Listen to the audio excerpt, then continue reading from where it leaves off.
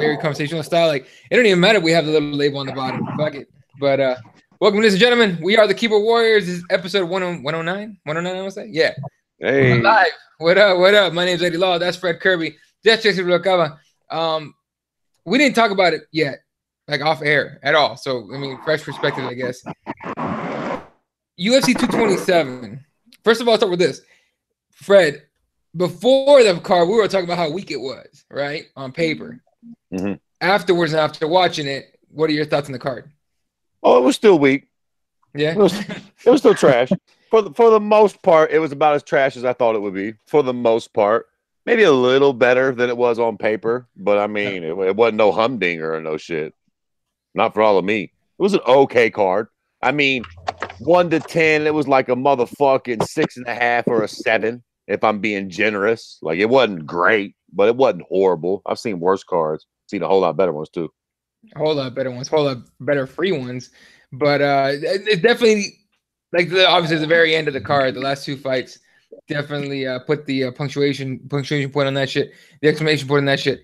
But, Jesse, what do you think of the card overall now that it's gone on down? I was happy with what we got. I mean, I was pretty stoked and excited going into the card, and the possibilities of DJ losing his title, maybe Cody setting up a trilogy. There were so many questions that at least at the top of the card you could answer with just the fights, and to me they still came out pretty well. I think what Fred is mostly alluding to in his sense is that there's just no star power. Like, there's nothing there's no red penny nights here, there's nothing that's gonna attract the over 500,000 buys. I mean, this is probably gonna be, I would probably estimate like 250 maybe. Mm-hmm. That's being generous in today's age. Right, exactly. It's not something that you're gonna get the casuals to pay the money for. But I think us hardcores, we got a good amount of fights. And I was happy with the card. All right. I thought it was all right. It wasn't great. And shout out to UC and Raider on the YouTube comments. But Raider says that she says the chick fight on the main card was god awful. Listen, definitely, Jesse, I know you're a good husband. I know you're a good husband because you were content with them fights last night. You seem like the type of prick who could eat that meatloaf after 15 years, get the same old blowjob, and be like, you know what? I'm doing all right in life. Just got some good meatloaf, got sucked up, doing good. That fucking card low-key sucked. Oh, shit. You're right. That goddamn fight with those two broads was dreadful. I felt like an asshole paying for that shit. Sorry, Eddie. Give your fucking thoughts on the fight. Let me know. No, it's all good, dude. That shit made me fucking laugh. Like, that's how I know you're a good husband. Guarantee you. Oh shit. Look, man, and shout out to Dave, man, in the comments. What up, man? Yeah, that Poliana Viana versus JJ Aldrich. Viana came in with a bunch of hype and everything. Aldrich has never been anything special, in my opinion. So that was kind of weak fight. The Thiago Santos Kevin Holland fight was legit though. Like, that was fun to watch. Like, Kevin Holland was like talking shit and laughing and fucking around and shit during the fight while he's getting his ass whooped. And it still ended up being decision fight. So we'll talk about the fights that meant the most. Obviously, the last two. Starting off with Henry Cejudo upsetting Demetrius Johnson. Everyone was talking about it. Like, people were talking about the scoring. A lot of people had it for DJ. And most people are on the whole like, it could have gone either way. But nobody's really upset, right? Like, for example, like when a couple of GSP's fights, like the GSP versus Johnny Hendricks the first time, right, where GSP won the decision. Everyone was upset saying Johnny won that fight. Like, but they were upset. Nobody's really upset that DJ lost. Like, Fred, were we that tired of that dude just being champion? Listen, God damn it. Strap in, cocksuckers. I got all kinds of shit to say about this fucking fight. And I'll tell you what. Yeah, I, for one, am upset. And that should tell all y'all something, because I'm no fucking big advocate of DJs. But I do not think that he lost that fight. And even if I concede that he did lose the fight, it was by a fucking hooker's cut hair, which is very small these days. Okay? So, in my fucking book, You got to beat the champ to be the champ. You understand me? Like, did he beat DJ? Do I really feel like Henry Cejudo is the best flyweight? Can we all get the fuck out of here for 5 seconds? If you're tired of DJ, I get it. If you like Henry Cejudo, I get it. If he happens to be your family member, I get. If you happen to be Mexican, I get it. I get why you're running with this. But at the end of the day, you can't, with a fucking confident goddamn look on your mug, say that he took that belt from DJ. And I'll tell you a fucking another thing since I'm on this. The idea that this was such a great fight can suck my dick. This fight did not suck as bad as the Broads fights did, but DC and Uncle Joe, I usually love you guys. You guys needed to take a motherfucking Xanax during this fight because y'all was way too geeked for not a whole lot of action. How it's going to be a great championship fight in the UFC and didn't nobody bleed? Didn't nobody get a bloody nose? God damn it. Get the fuck right on out of here. I'll tell you this much. I know, and I'm with you on the whole. You know, you got to beat the champ to be the champ. And that doesn't mean finish them. That means like clearly beat them, right? Where my old school heads at? You remember Randy Couture beating up Tim Sylvia in Columbus? Yeah. That's how you take the fucking belt from a champion without actually finishing him. You beat the fuck out of him. If it's this close, you don't give it to the fucking challenger, man. Can we get the? I mean, literally, look, he won by takedowns. I mean, the point, he got the takedowns and he laid on him. And he only got like what, 3 or 4 takedowns, maybe 2 or 3 that he like turned into something and held effectively. Right. What the fuck? The fight was sucked anyways. Like that fight, man. I enjoyed the technical aspect of that fight because both guys are very technical, and I enjoyed like Cejudo's like trip takedowns. But as far as like a great championship fight, no, I mean it doesn't land in my top 30. You know what I mean? I thought it was good. I didn't think it was like as crazy as Joe thought. Jesse, what were your thoughts on that fight? I enjoyed the fight more so than Fred over there. But I think I'm coming at it from the same instance as you are, Ed. I was looking at the technicality of it. But surprisingly, I agree with Fred. I don't think DJ lost that fight per se. And, you know, if we're going on, let's say, just damage alone, I mean, at the end of the fight, it looked like Cejudo lost that fight. I mean, he was the more beaten up, swollen up guy. He was the one that was limping around.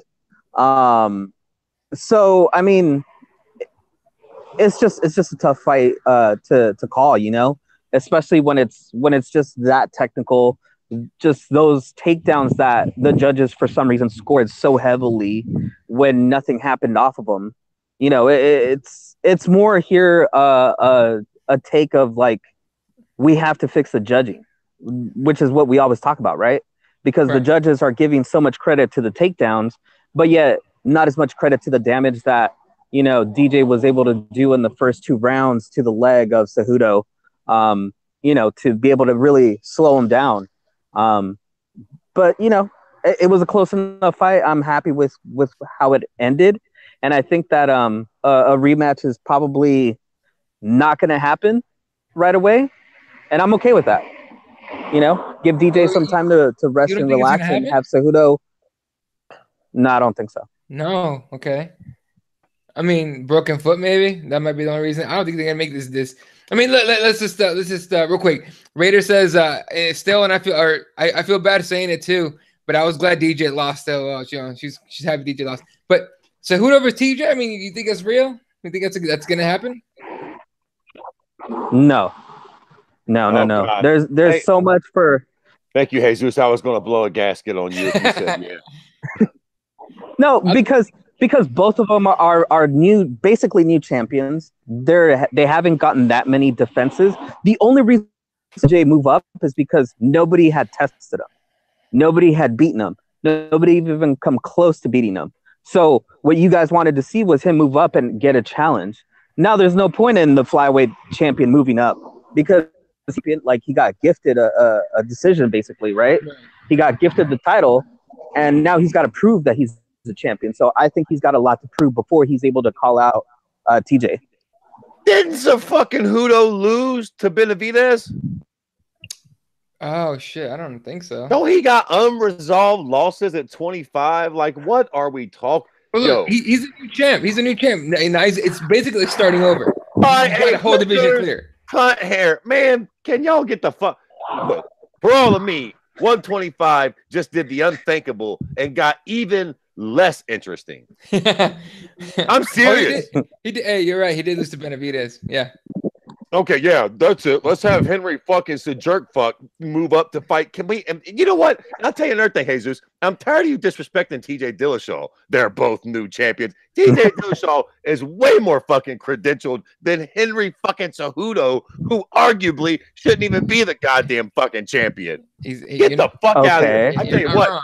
He's got some balls on him. I'll give him that for even be. He wants to go up to 35. Can you just make 25 exciting? How about you go the Colby Covington route and make about 6 people care about flyweight for once?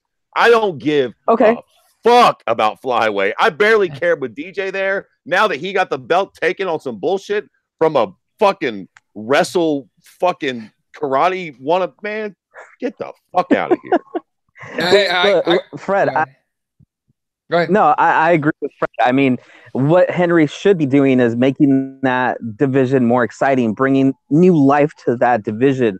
And basically, to me, like all the air out of that balloon that could have been a gigantic explosion of DJ fighting TJ. Yeah, like Cejudo just let it all out, especially when he called out the champion.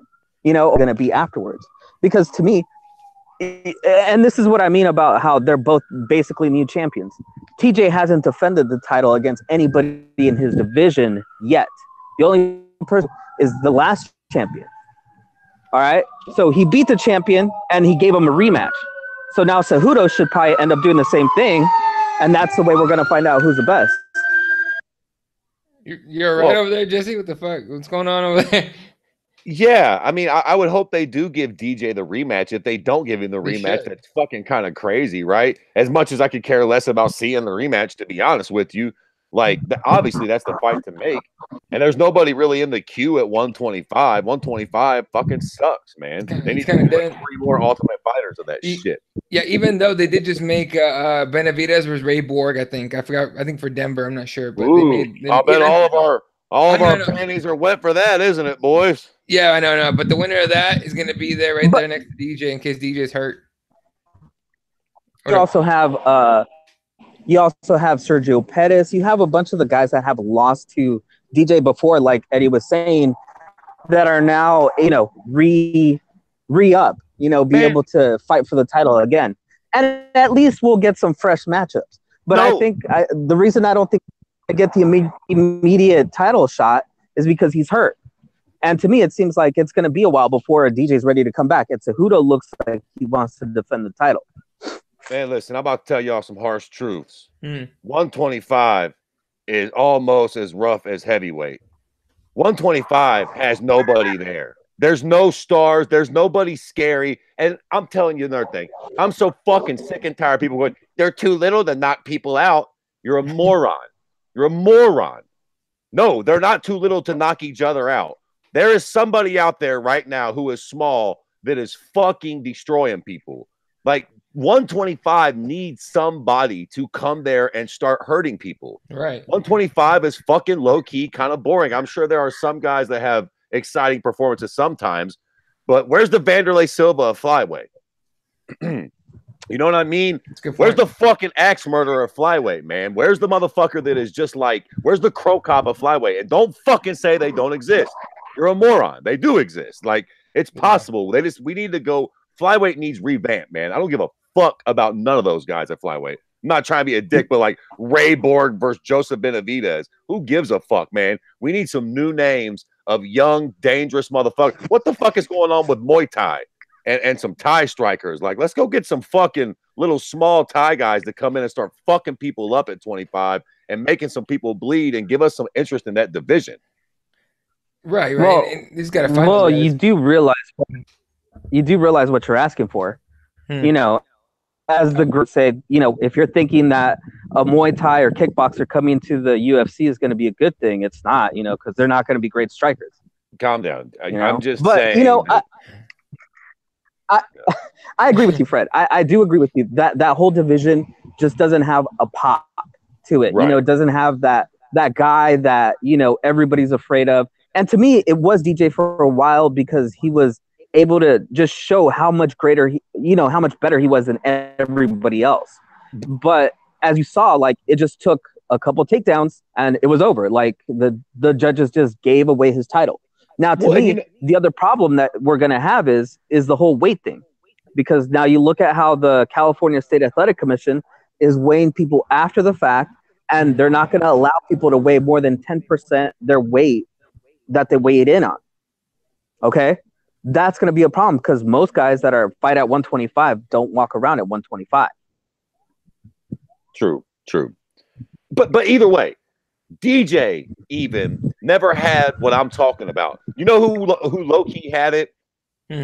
John Lineker. Yeah. John Lineker for a moment had what I'm talking about. Some danger factor. Like, even at flyweight, when you was fighting that motherfucker, you knew there was a good chance that somebody was getting slipped. Now, of course, he had a hard time making the weight. He ended up going up 35. But what I'm saying is, we need some characters like that at 25. If you had 2 or 3 of those guys at 25 that were fucking putting people to sleep, it would liven that fucking division up a little bit, man. I'm with you. No, I'm with you guys. I mean, 125 definitely needs revamping, and it was already. I mean, we talked about this fucking over and over again. It was already one of the least exciting divisions in the entire organization and MMA as a whole.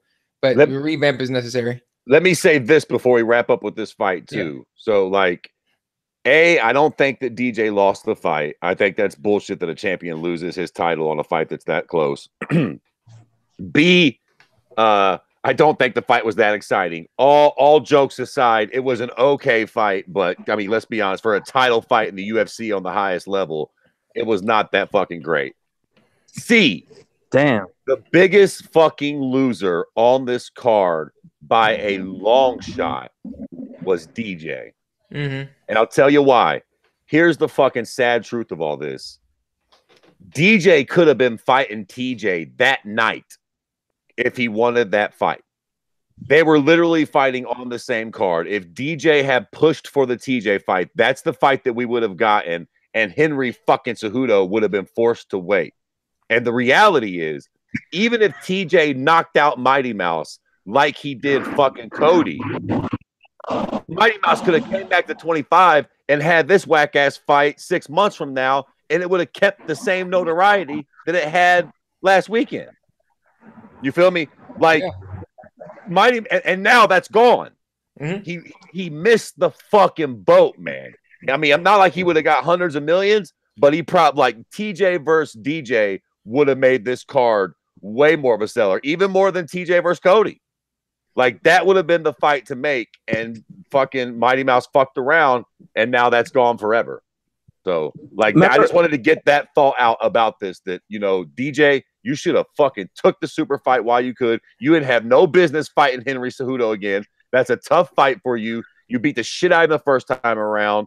Like, everybody wants to see you fight the champion above. That's what you fucking get for fighting him again. You played around and you gambled too much, and now it cost you everything, because now nobody gives a fuck to see you fight at 35. I mean, maybe a little bit, but that big money ain't there no more. The intrigue's not there. You lost. You know what? I'm gonna disagree with you slightly. I'm gonna say that's what us fans deserve. We got what we deserved. Remember last week what I said? That, like, I think we all deserve the fact that DJ lose the title and we not get that fight, that super fight, quote unquote, because we don't deserve it. Like, we're such crappy fans of these guys. What was it? 12 titles by DJ? 12? Right. That he ended up having before this loss. I mean, so. we didn't appreciate what he was doing in the flyweight division. We just wanted to see him do something else for us. Oh, what else can you do for us, DJ? Oh, you defended it 8 times. That's not enough. Move up. Oh, now it's 12 times the record. Not enough. Move up. So we got what we deserve. Now it's what Fred is saying. They have to rebuild this whole division, and they have to do something different. That way we don't fall into the same trap of, having one guy dominate a whole division and then just nothing ever happening with that division, him not getting that notoriety. Because both of these guys should be big stars, right? Sure. You've got an Olympic champion, that has a great story, has, that hard-nosed, like, hard life, that you could sell. And DJ is the quintessential like nerd gamer, nice guy. You know, these guys should be stars, but they're not. Listen, so something has to change here. Anderson Silva moved up and fought Forrest Griffin. You understand me? Chael Sonnen moved up and fought John motherfucking Jones. DJ could have moved up and fought TJ and it would have mattered. He stayed in 25 and nobody gave a fuck. And now it cost him. Bullshit, it cost us. You can keep that self-deprecating shit to yourself. It cost him. Ugats. He's the one that needs the fucking money. Well, yeah. Probably not, all things considered. He makes more money on his Twitch stream than I'll make in my whole life. But no, but you know what I'm saying. No, here's the thing. And DJ wanted that $1 million payday, right? He's not going to get it. Right. It's kind of yeah, exactly. And he missed the opportunity for that. The biggest payday of his life is probably non-existent now. He ain't gonna get it. He ain't gonna get it. He had to come back when the belt's back, and then fucking do. Even then, it's lost its luster, man. There's something about that loss. Sure. Like now that you lost, it's fucking the air is out of the sails. Jack. Exactly. Yeah, and I'm with you. It was a rough gamble. It really was a rough gamble. But now I'm just wondering how much they offered him to fight TJ in the first place. Whether or not it would have been worth it. It would have been worth it. Had he won the fight, it would have been everything. Or even lost the fight, he still has this fight to come back on. Like it would have been worth the gamble, no matter how it paid out. Oh, for sure, yeah, for sure. All right, real quick on the YouTube comments. UC says, Raider says about Cejudo versus TJ. She goes, I don't even want to see that fight. UC agrees. And to UC says, TJ the real deal, man. I underestimated him not once but twice. And Raider agrees with the rematch for DJ, especially she basically said, especially after the rematch they gave to Garbrandt right away. Speaking on that, and there was a tough men's flyweight. In fact, it was coached by Henry Cejudo and Joe B. And that was like 2 years ago, I want to say. But talk about the main event, TJ Dillashaw versus Cody Garbrandt.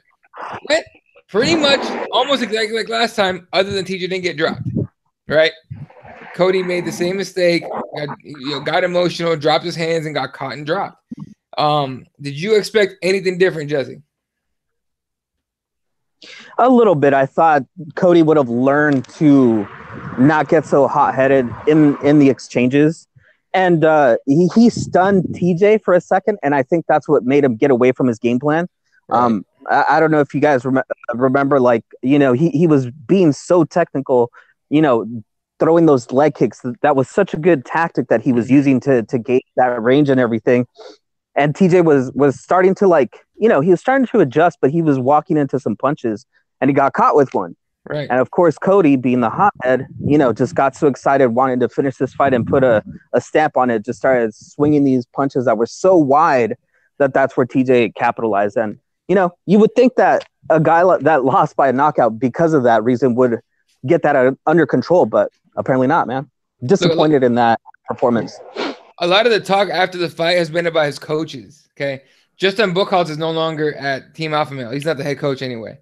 I think it was Danny Castillo. Last call, if you guys remember him. And what's the other cat's name? Chris Holdsworth. Yeah. So right, those are the guys running his camp and everything. And now they're kind of taking the heat for it. Everyone's like, well, what about the coaching? Even Joe Rogan was talking about the coaching a little bit, right?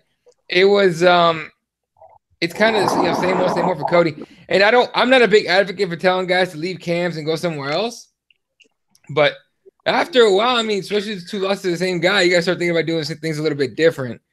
But I legit thought Cody would have fixed all his problems, come in less emotional and win the fight. But TJ, by the way, I love that TJ embraced that snake thing. Like nobody's embraced that shit more than him. I mean, he even got like a snake tattoo on his arm. His shirts are all snake pattern. It's pretty fucking legit. But Fred, did you pick TJ in that one or Cody? No, I picked Cody. Okay. I thought that Cody was going to come in a little more focused, stay on his game plan, and eventually get the knockout that he didn't get in that first round last time. But I tell you what, man, at the end of the day, with this fight, for me, it kind of just feels like TJ's the better fighter. Yeah. Like if they fought 100 times, Cody would probably knock him out 25 times. But TJ would probably win 75. You feel me? Like, yeah. I feel like TJ's the better fighter. Like, could Cody win that fight? For sure. He's still fast as fuck. Like, it could be that, and TJ puts himself right in the frying pan. Like, that's the thing that makes MMA so cool, man. Right. Every fight is the Super Bowl.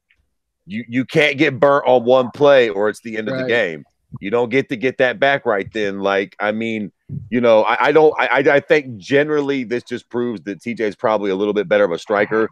Could Cody mix it up and eventually get that punch and knock him out? I'm sure he could, but you know, TJ's a bad motherfucker, man. Like, I mean, maybe he is on steroids, Jack. It's like all these people that are accused about being on steroids, and then when they start doing really, really fucking good, it's like I start giving a lot of credence to that rumor. Because TJ is a bad motherfucker, man. And I don't just mean like strong, but like fast and, you know, reflexes and shit. Like that motherfucker is on a different fucking level, man. Dude, he's so slick. I mean, if he's not cheating, he is fucking, him and Dwayne are figuring some fucking shit out, especially in that striking shit. He is a fucking bad man. Yeah. Raider says if Cody doesn't leave Team Alpha Male, he will never evolve. I'd have to say I agree. I mean, think about it. TJ left Team Alpha Male, right? When he was at Team Alpha Male, he was like, you know, he's up and down a little bit, whatever. He won the title once, whatever. But then he went off to Dwayne's, then he went off to Elevation Fight Team, whatever, in Denver. Now he's back in California. This guy's going everywhere, learning different things. He's evolving, man. He's getting better every time. So, well, that was the reason that Cody was all pissed at him in the first place. What's up, Jesse? No, not really. Like, think about it. Like, Team Alpha Male is really good at getting these good coaches. You know, they brought Dwayne to Alpha Male, and that's where that connection happened. And then basically, he's been in the same camp ever since then. I mean, he got what was it, the sponsorship from Muscle Farm, and Muscle Farm is the one that built that you know training center out here in California now, where it's the training center. Mm-hmm. You know, it's like to me, like it just seems like they have a knack for getting the right coach, and then they some, you know, Denny Castillo, not to be anything of like a downer on the guy, but he didn't have the best career. Plus, he's a hothead. You know, he's always kind of been that hothead, and it just seems like Buckles was the right guy to be the coach there. You know, he just seemed like he had the perfect game plans. He had everything figured out, and he's a student of the game. To let that guy go was such a big mistake, in my opinion. You know, so I mean, it just seems like they just need to really buckle down and get that coach that fits with. And I think that they have the ability to evolve within their camp.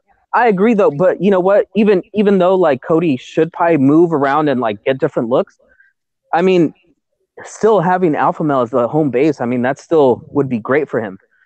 Even so, I think Cody still goes down and trains at other places, you know, gets different looks. So I mean, I think he's good where he's at. I think he just needs to get that like that hot-headedness out of him, you know, like just getting that out of him. He would probably do a lot better in this specific fight. And you know what? You know where he didn't have that? Against Dominic Cruz. He was level-headed, cool-headed that whole fight. Look, at the end of the day, he got beat twice by TJ. There ain't no fucking shame in that. Like, I mean, you know what I'm saying? Like, okay, yo, Eddie, pull up 35 for me. What's the rankings? I don't give a fuck what you use. Pull up 35. Because I tell you another thing I would like to see happen with Cody Garbrandt. I don't want to see him thrown right back into the fire. I can think of all kinds of great fights for him, but like, pull up the fucking rankings. I'm a little annoyed with something in the UFC too with this type of thing. Like, I'm gonna tell you who I think he should fight next. Are you talking about TJ or Cody? Cody. All right, let me pull it up. Here's fucking UFC.com. Take this fucking time. Let me take a stab at what Fred is probably gonna be mentioning is the fact that Cody is still gonna be the #1 contender. Sure. Is that what your beef is gonna be with? Well, no, not necessarily. So here we go. #1. I mean, I think they update him. They're supposed to update him on like yesterday or Monday. So obviously champ TJ. #1, Cody Garbrandt. Right. #2, Dominic Cruz. Okay, now these are fights that these are fights that we're talking about making for Cody, okay? Okay. Now you guys chime in if you want, okay? Okay. For me, no. What do you mean? No, with Dominic Cruz. No. Yeah, no. Dom? Okay. Rafael Sansao. No. Marlon Moraes. No. Jimmy Rivera. No. Yes. Okay, we got to adjust from Jesse. Yes, from Jesse. John Lineker. No. John Dodson. Maybe. All right, Jesse, what would you take on that one, Jesse? Yeah, that one Okay. seems good. Yeah, Dotson. All right, here's what I'm interested in. Aljamain Sterling. Getting a little warmer. I like that one. Listen, we can save the fucking bullshit. My point is, I would not want to put Cody right back in a hard smoker, man. Give him a fucking winnable fight. And then if he loses that fight, we can have this discussion of him training camps and what's going on and maybe what he needs to do. Losing to TJ twice in a row ain't no thing. But I don't think he should fight Marlon Moraes. I don't think he should fight Jimmy Rivera. I don't think he should fight nobody that's immediately dangerous like that right now. Let the boy get a fucking win. Yeah. Where's the fucking Darren Elkins of this division? You know, dangerous guys, but fucking beatable. I would like Cody against Aljo or against Pedro Munoz.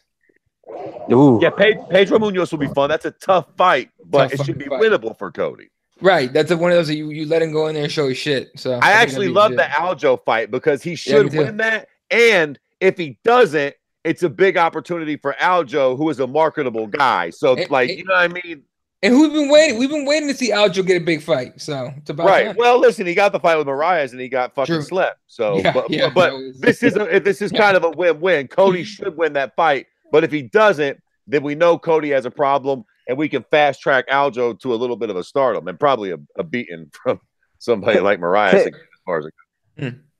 Can I just say how sensible of an idea this is from Fred Kirby? This is like the most sensible idea I've ever heard him utter since we started this podcast. So yeah, I agree with Fred. I mean, I have a problem with somebody that fights for the title and then right away is put back into the number one contender spot.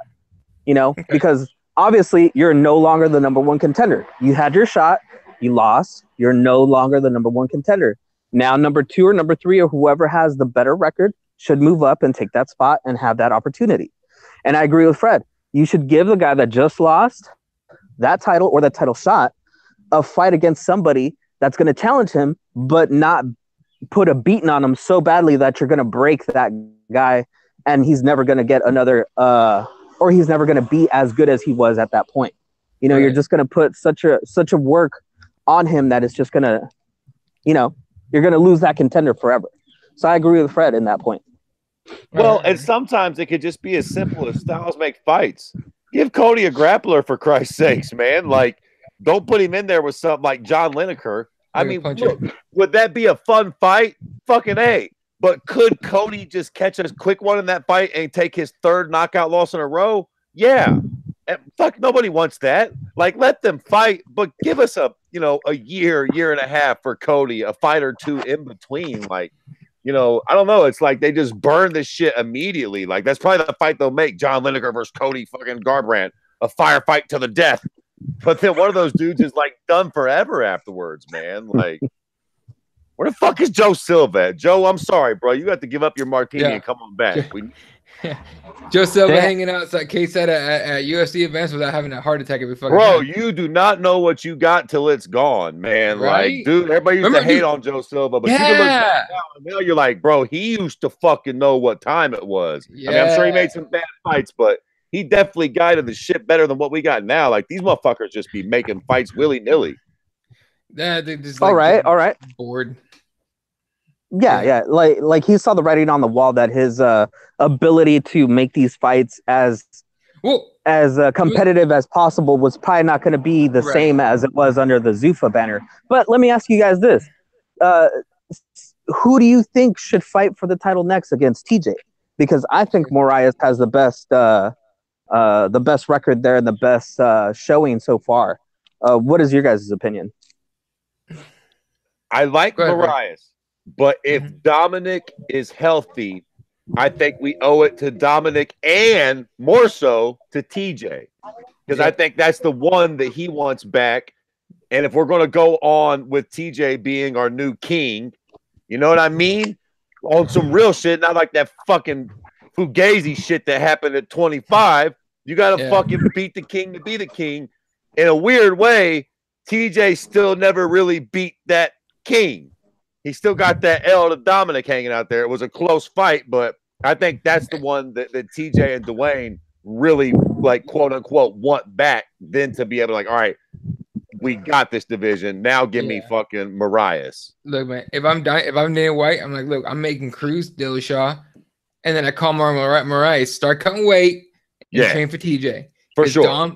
Dom has like a 70% chance of getting injured. Like for sure, get ready, motherfucker. We'll give you a nice little fucking paycheck. Even if you don't fight, you're next. As long as it isn't like a crazy razor thin fight, you're next. That's the plan. Right? Yeah, for sure. And fucking, get that weight right. What up, Jesse? What do you think about? What do you think about telling Marias to stay ready, or just giving him a gimme fight on that same card, just so he stays in line with the champion? I don't know about these gimme fights, man. I mean, we just saw DJ lose out in a huge day because he fought Henry Cejudo again. Now that's not a gimme fight by any means, but it's similar, right? Like you give Marias a gimme fight with the thought that he'd be replacing Dom if he gets hurt. Like he might not be focused on the fight. But here's the problem too. Marlon's ranked too high to get. There's no gimme fight. Even a quote unquote gimme fight will be a fight that he could very well lose at this level. I mean, look, above him or Rafael Sensao, under him, Jimmy Rivera, John Lineker, John Dodson, Aljo, Pedro Munoz, and Cody Stammen. I mean, even Rob Font. Even Rob Font's a stretch. Right. I mean, it's fucking dangerous. You never know on the right fucking night one of those shots could land. So yeah, I wouldn't want to do that. Just have him on standby. It's one of those situations where it sucks, but he needs to wait in the wings for now. I mean, look, he's got the best shot of anybody. Dominic Cruz gets hurt more than anybody in the world, so I would stay ready like I was getting that fight for sure. Oh, yeah. I'd be training like I was for sure going to fight, and then I get a little bit of a paycheck, and then I get the next title shot against whoever wins. Fuck it. You know what I mean? But I'm with you, Jesse. I think Marlon Moraes is definitely the guy that should be the new face that should get a title shot next. But I think they're going to make Cruz, and I think it makes more sense. What one quick thing before we move on from this. Sure. Did anybody see the salty text that Stipe Miocic tweeted out when he saw that DC wrote something about DJ getting an immediate title shot? I enjoyed that very much because, DC kind of being a hypocrite, but, fair enough. It's not the fucking same.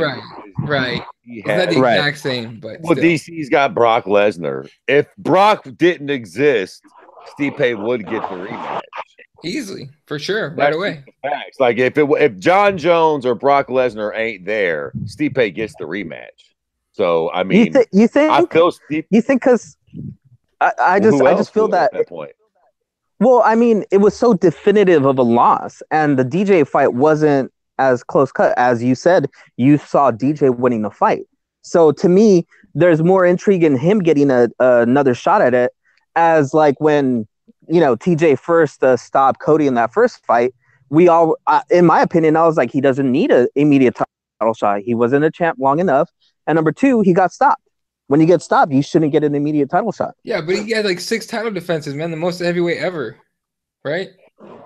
What? There's nobody else. I thought it was 4. And there's nobody else there. That's the big thing. Like, there's no. If there was somebody else there that was like, "Yo, I deserve that." What about my boy Curtis Blades? Oh, well, you get the fuck out of here with Curtis Blades. I like Curtis Blades. I ain't trying to see him fight for the title right now. No, listen. By the way, did you see his tweet to Stipe? His very, very like super nice call out of Stipe. Oh, Curtis? No. Yeah. Go look it up on Twitter. It's like I think someone wrote like Curtis Blades asking Stipe out to the prom or something. It was so polite. It's hilarious to see. Perfect. That makes I'll go along with that. Let Curtis Blades fight Stipe in the co-main event of DC Brock Lesnar. I'm down. Right, real quick, was it yesterday that he tweeted it out? I think so. So there's 2 of them, right? And one's today and one's yesterday. One yesterday, he goes, "This is Curtis Blades." He goes, "I appreciate all you taught me 5 years." Woo! Shit, that was classic. At least once a show, it's the best. The timing could not have been better on that. The MMA god was like, "Oh no, you don't! How dare you fucking speak that bullshit to us?" Yo, fucking Curtis Blades is like, "Man, I'll be trying to make me look bad out here right now." MMA god was like, this is #1 bullshit from Curtis. Cut that shit off. He says, basically, he goes, with the current situation, I'm sure we don't want to wait until spring. Are you free on November 10th for the 25th anniversary card at Steven Miocic? And then today he goes, he tweets him, I understand you've been offered the fight. I hope you can accept, Steve. I think it'd be a great addition to the 25th anniversary card. Yeah, he's the most polite call-out person ever. Yeah, that'll be the most boring lead up to a fight of all time. But I mean, I guess it kind of makes sense.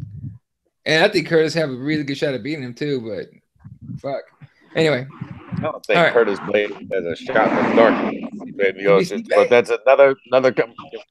How? He gonna wrestle him to death? That bullshit he pulled on fucking dude is not gonna work on Stipe. All right, fair enough. All right. Hey, and he can take a shot too.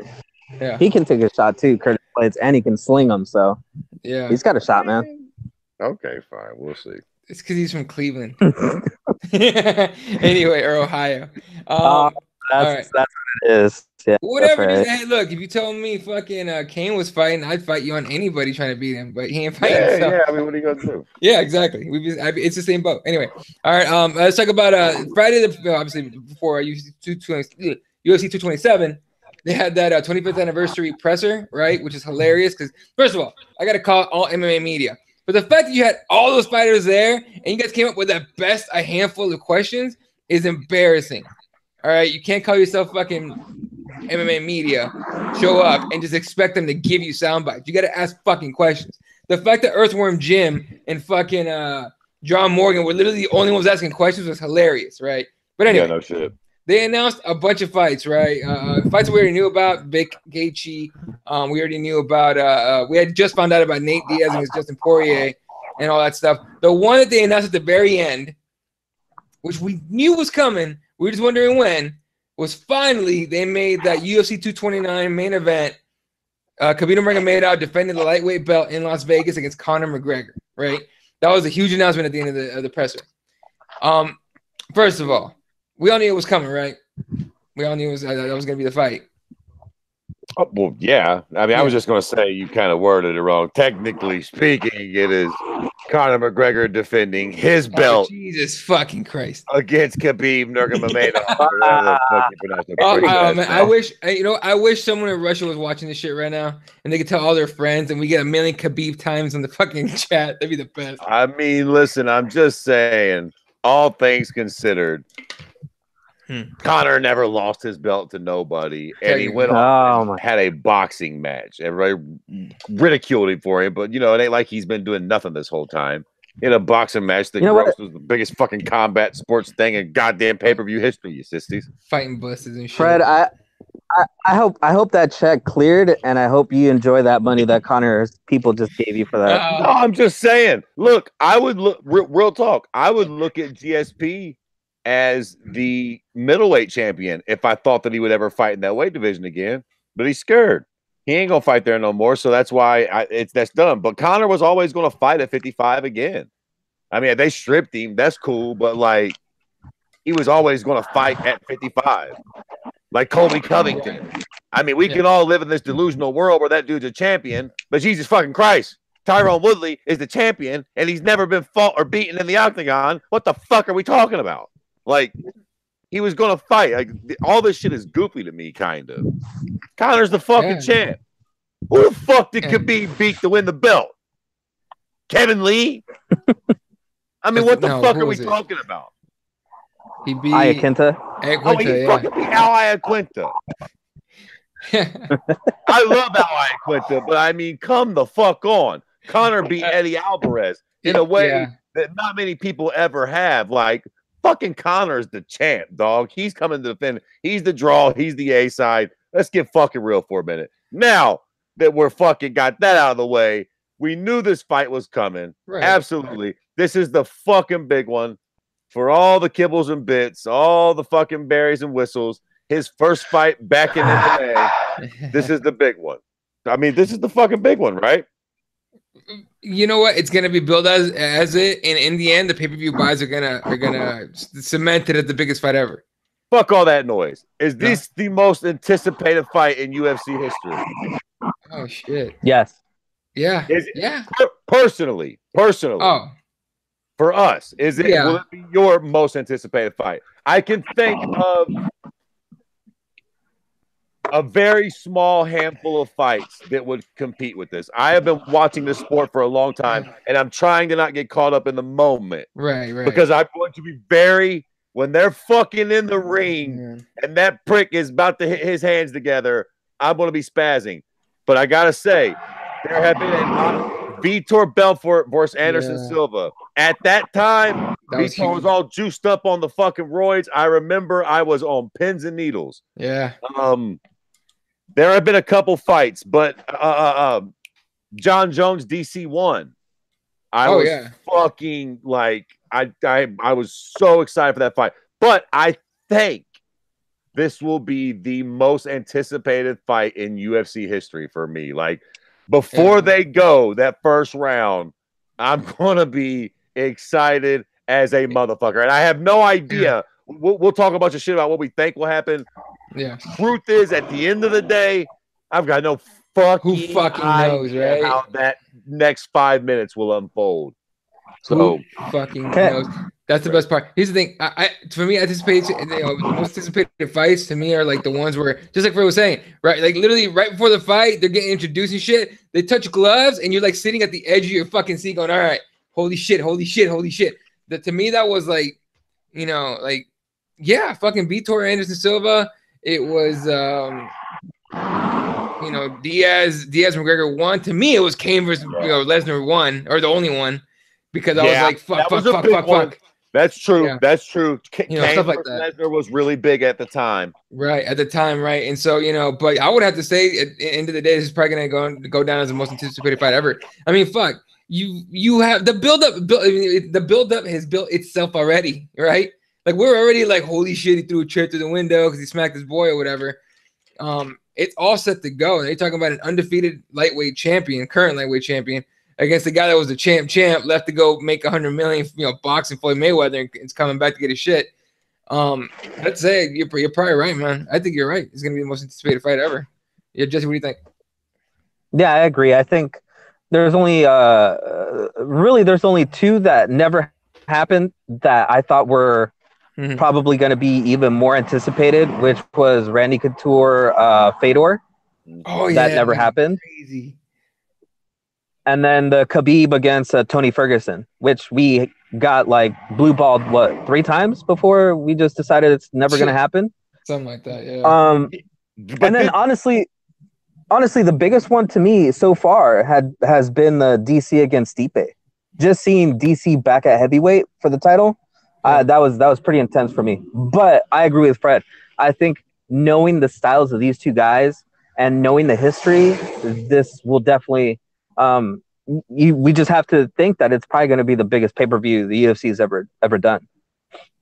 And the pre-fight rollout hasn't even began yet. Can you imagine once they start doing the press conferences? I know they're not going to do like a world tour, but they're going to have to do a little bit of shit, some stare downs here and there and shit like that. It's going to get fucking good.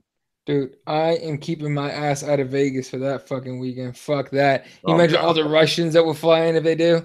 And all the Irish. What the fuck? It's going to fucking probably send those countries to war. Ireland's probably like, no, calm down. Yeah, I'm fucking staying the fuck out of Vegas. I'm watching that from my couch. Fuck. I know Jesse likes to go down there for that shit. Good luck, dude. I'm not doing any of that. Fuck that noise. Hey, I'll tell you what. It's the best time because you get to drink with a bunch of drunken people that just love fights, and it's awesome. Yeah, but fuck all that. I'm watching a bunch of brawls in the middle of the street. Yeah, right. I'll watch that shit from the TV. Fuck that. UC asking how many pressures do you think that? Oh, by the way, he was UC was completely all about you, Fred, saying like Fred speaking facts, preach, talking about Conor and shit. But he says how many pressures do you think they will do? 1 or 2. They're not going to do a world tour. I think Dana White learned from the lesson for the first time. Do all those world tours and then all the pulls out of the fight. Like what in the fucking hell? Right? Yeah, probably just a couple, just enough to really start getting us wet for it. But and look, this fight, this doesn't need a presser. Like this fight is hyped up right the fucking now. It's only gonna get fucking more hyped up, right? It's not. It can't. Other than one of them getting hurt, it's only gonna get more hyped up. So, that's just to me. That's just kind of what it is. But, Now the other thing that happened at the presser, not really crazy happened at all. Besides, not really crazy, but stupid shit like Nate Diaz showed up. Nate Diaz showed up late, right? They did the face off. He didn't get crazy or anything. He just stood there. I think he understands like he's in for a good fucking fight.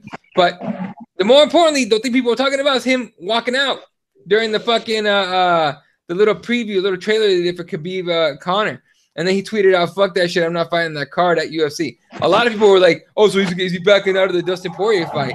The way I interpreted it, and you tell me what you think, Fred, I thought he said, "Fuck that. I'm not on that card," talking about the UFC 229 trailer that was playing above him.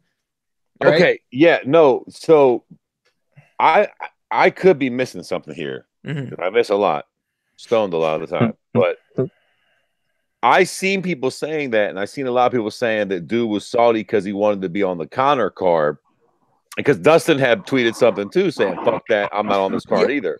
Right. But like, they don't get pay-per-view points, right? Those guys, I mean, for their card, probably. No, what the fuck you mean? Honestly, I don't. It depends on the contract. Depends on the contract. I suppose, yeah, maybe Nate. Look, the best of my knowledge, if you ain't a champion, you don't get pay-per-view points. That's the whole reason why Kobe's salty, because he lost his make-believe belt. Because when they do fight, he don't get a taste of the pay-per-view points. You're probably right. Why would it matter if you're not on Conor's card? Like, or if you are on Conor's card, y'all ain't getting a taste of Conor's shit because y'all ain't fighting for the belt. No, I don't think he's mad about the card. I think he's just annoyed the fact that they were all there. Conor and Khabib weren't even there, and that all they ended up fucking pulling that fight out at the end. I think it was just that. But as far as like Dustin Poirier tweeting it out, Dustin Poirier was laughing when he tweeted that out. Like it became a meme. You know why? Because RDA did it too. RDA was like, Javier Dos Anjos was like, "Yeah, fuck that. Fuck the UFC. I'm not fighting Argentina either." Like, it became a meme, right? The problem is people went with that whole, "Oh, Nate's pissed off and salty." No, the fuck he's not. He has made like $13 million. He's fucking fine. There's no salty in his game. I just seen the narrative that they were salty because they weren't getting pay-per-view points and they wanted a piece of the Conor. And I'm like, that they don't get that anyways. They're not fighting for a belt. So what the fuck? Jesse? Well, like Eddie was saying, it depends on how your contract was negotiated. And I'm sure what ended up happening was, Nate was like, "I want to fight on the card. If I can't fight Conor, I want to fight on the card." And they probably told him, which here's the thing, that fight is a co-main event, correct? The Nate against Poirier. It has to be. So if it's on a Conor card, it is. No, it's not on the Conor card. No, but they sold him the Wolf ticket of that the main event above him is going to be a banger of a card, and he's going to get a lot of whatever out of it. So knowing that the card that that the main event is supposed to be above his is supposed to be a firefight, and now it was announced that the Khabib fight is another card, I'm sure that's what set him off. Like, what the hell? Then what is going to be my fight that's going to be so awesome and so great for me? Shit, I'll tell you what. What up? If it came down to that, I'd get my goddamn agents in the room and be like, "All right, Nate, cool. Then we're going to go motherfucking big dick with you. We're going to let you and Dustin headline the next pay-per-view card. We'll let y'all take that spot. But if you don't sell at least 500,000 pay-per-views by yourself in this top spot, then we're renegotiating your contract. How about that?" There's a gamble, but that makes sense. Right. The only problem I would have with that is for sure they're throwing an interim belt in that shit. That's gonna happen if they do that. Yeah. But and all of us will sit here going, "Oh, fucking shit, really?"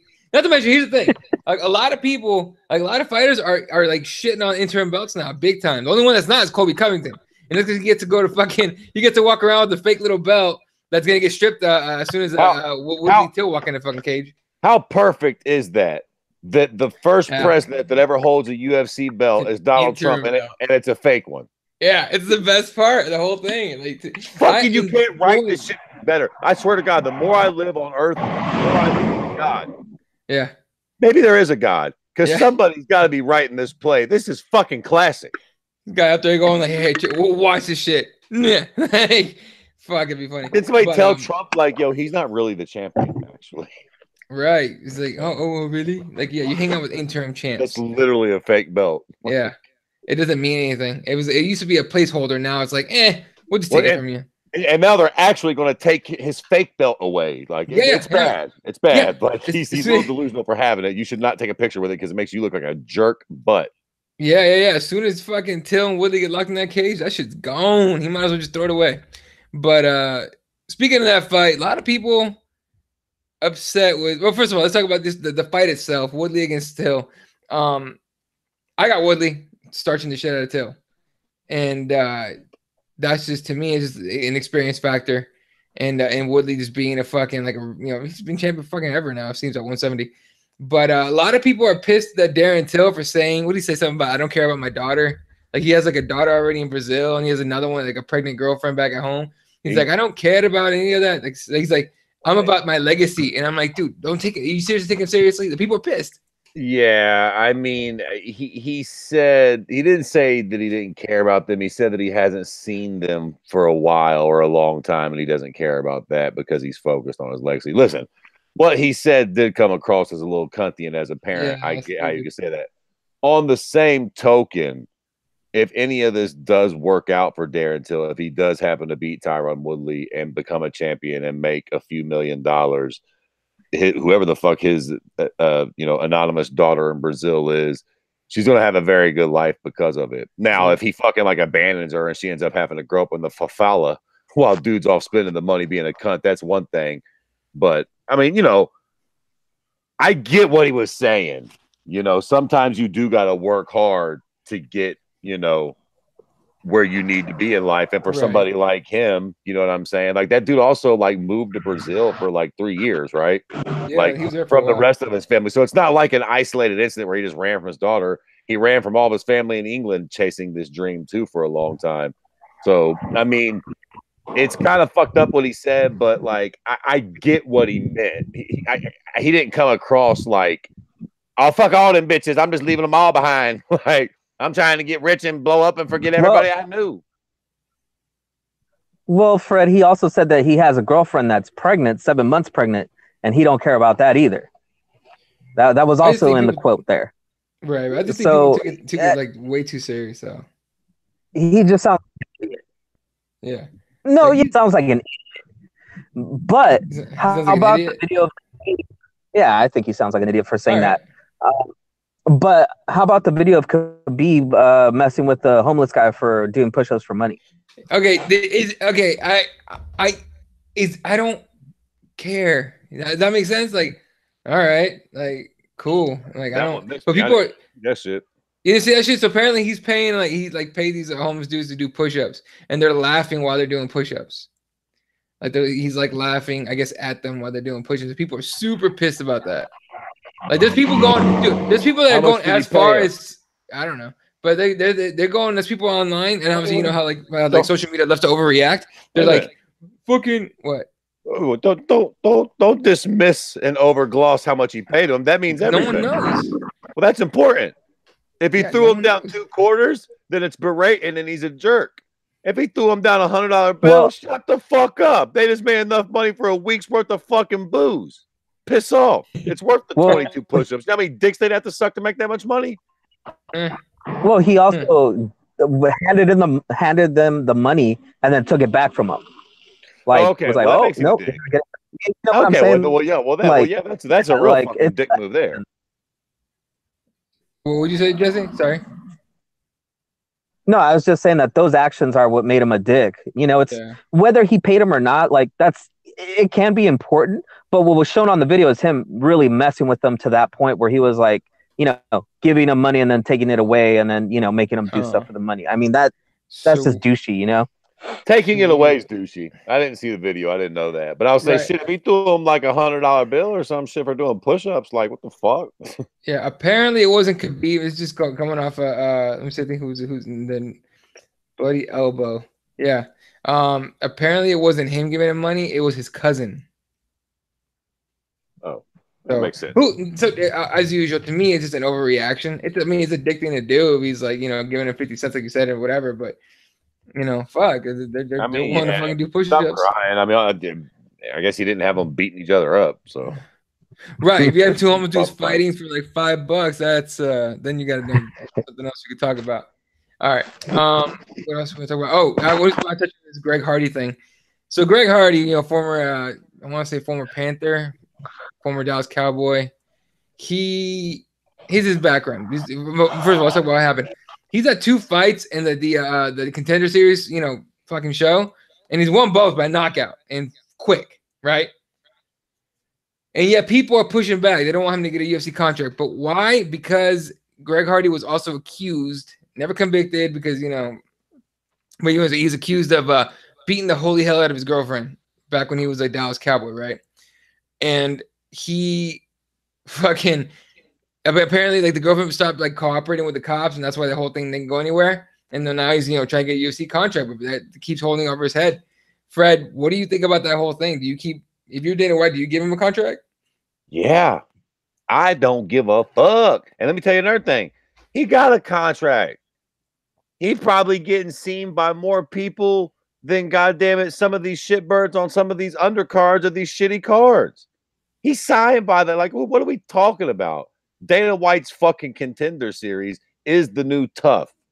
Anybody who knows anything knows what time it is. Don't nobody watch Tough no more unless you're a fucking noob or a goddamn vagina haver. Nobody else watches Tough except for Jesse because he has to, because he's a good husband. But the most of us don't watch that show no more. Everybody watches that fucking Tuesday night Contender fucking series shit. You know what I'm saying? He basically is signed by the UFC now. It's under their banner. I don't see what the big difference would be if you put him on the undercard of some UFC show now.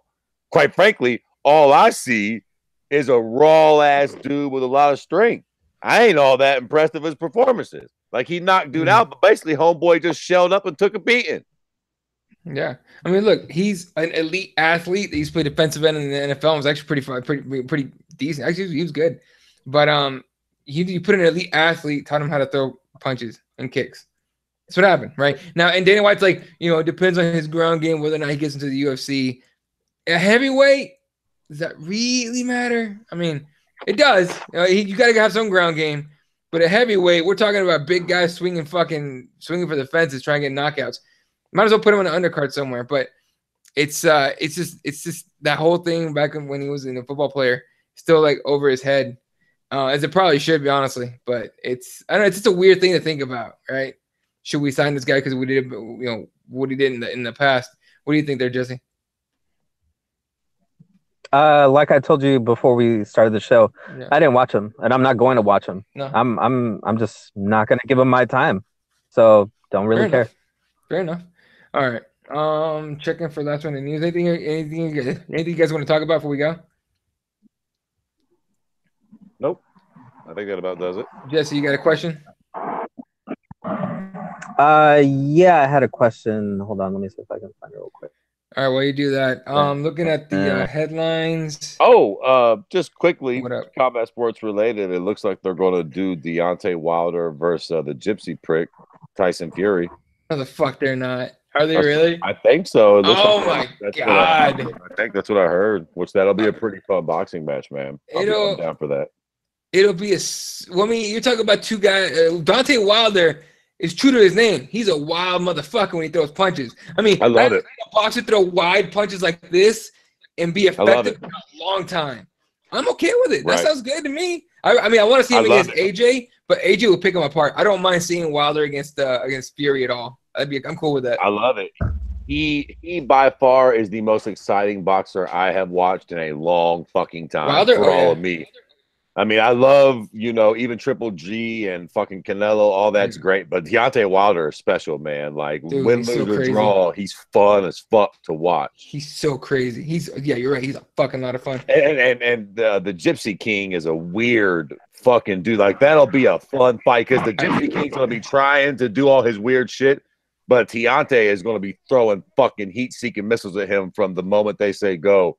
If they do that fight, which it looks like they're going to, that'll be a fucking fun boxing match. Tyson Fury better get his ass in shape, man. Last time I saw him, he was a fat ass. Just a fat ass. He looks good. He looks good. All right, yeah. Good. All right. Jesse? Yeah.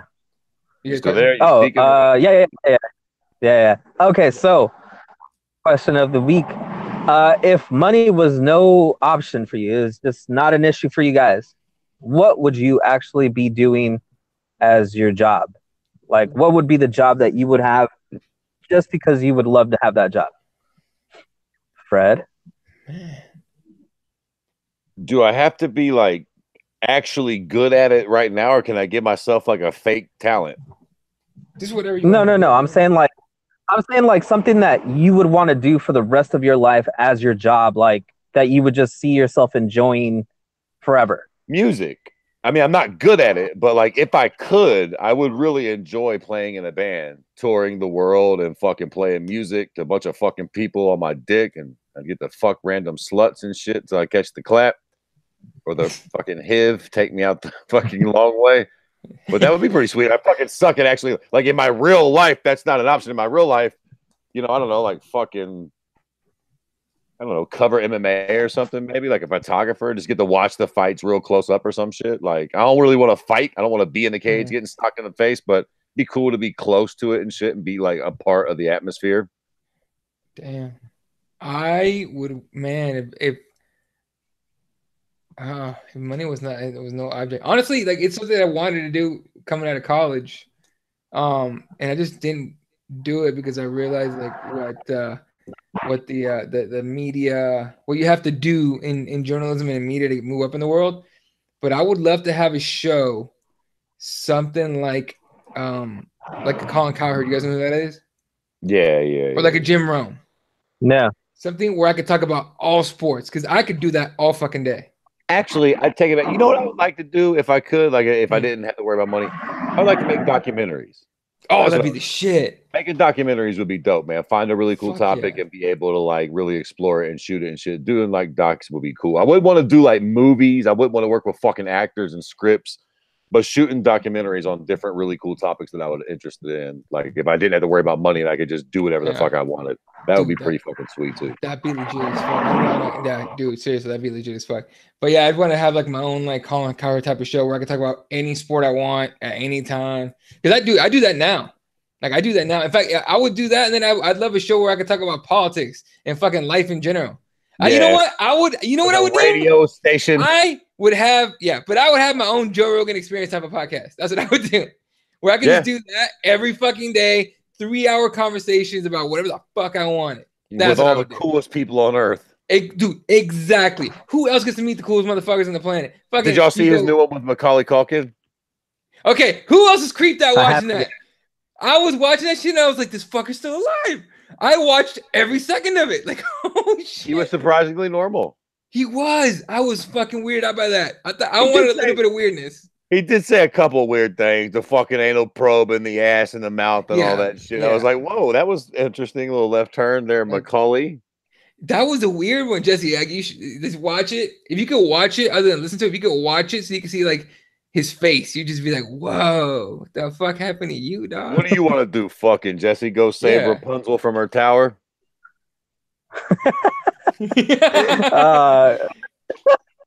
That's a good one. Can I just have the be a good husband job? That would be good. No, I'm just joking. Stay at home husband. No, yeah, stay at home husband. No, writer. I'd want to be a writer, like movie writer, anything like that. Even like parlay that into directing. Either two of those would be just awesome for me. Obviously, live in Hollywood, live in California, that crap. But yeah, writer. That would be dope. Yeah. I think my backup would be I would love to open up. Obviously, money's not an object. I would open up like a world-class MMA gym and bring in the best people and pay them what they deserve. You know what I mean? And then just fucking bring in like crazy, like fucking just have a crazy camp. But that's if money was no issue. UC says he'd be a writer or a therapist because he loves talking to people. That's true. That would be a good one too. Therapists be the shit legit. You just get paid all day to like fix people's problems. I wonder how it gets stressful though. Being a pimp would be pretty cool. Being a pimp. See, dude, that's what I thought Fred was gonna say. Be a pimp. Yeah, I mean, being a pimp. That's what I thought you were. Bad, you know what I mean? Yeah. Shit. All right, boys. Let's check out the headlines here. Nothing crazy. Nothing really new. Benavidez versus Ray Borg in Denver. California State Athletic Commission recommends that a few guys move up and weight to do that fucking weird percentage thing that I still don't understand really. What else we got? Oh yeah, PFL got $28 million from investors that include Kevin Hart, Mark Burnett, and Tony Robbins, and yeah, stuff like that. So nothing crazy, but there's I didn't check if there's an event this weekend. Is there? Nah, it ain't shit. I mean, maybe Bellator, but we ain't got a UFC event for a month of Sundays. Right. There's no UFC is not back until August 25th when we get that Gaethje versus James Vick card, which also includes Michael Johnson against Andre Feely. That's a weird looking fight. 45ers, Jesus. Courtney Casey's on that card against Angela Hill. Jake Ellenberger somehow still in the UFC against Brian Barberena. Nice little free card for sure. Oh yeah. All right, boys. Nothing else. Appreciate you guys tuning in. What up? Shout out to Fred's show, the Gem City Jesus podcast. Awesome show. And I just want to throw my name in the hat there. If Gary's giving away that book, I would love to take it, frame it, do something with it. There we go. I will get the word to him, and we will get the book to you. You just fucking bought yourself the book, my man. Yeah, you appreciate it. Yeah, anybody listening, if you want to hear some me yap about other shit other than fights, Gym City Jesus podcast on SoundCloud, or just follow my fucking Kirby _ MMA Twitter shit, and it's all there. Yep, like he said, at Kirby _ MMA. Jesse's at Spawat 1983. I'm at Elot31. The page is at Keyboard MMA. Shout out to Represent, repthewarriors.com. They have new gear, some fucking good shit on there, believe me. Shorts, fucking brand new shirts. What up? You just reminded me of something. Fred, would you want to take a fight, Fred? I know he's going with. Against who? Just some other guy of your talent and abilities. Yeah. I'm down. All right, so here's my plan. I think we should either get a GoFundMe or get somebody to sponsor this. I think because there's a program called To Warrior, where basically for what is it, 5 months? 5 months out of your life, something like that, right? You basically train all day at gym. They teach you everything, and then they give you a fight at the end of it. I think that's right up Fred's alley. I can be down with that. Oh, while we're on it, while we're talking about me taking fights, the cute little celebrity YouTube Logan Paul. That's what I was looking at. That's what I was looking at. If this could go viral at all, Logan Paul, I challenge you. If you want to fight in the UFC, I have never fought amateur or professionally, but I'll beat your motherfucking ass. Just like I don't see a punk. If you little sissies actually want to fight, I have fought on the street a few times. I'm quite confident that if I slow down on the blunsters and train a little bit, I'll beat the fuck out of you. So that's a fight that I want all day long.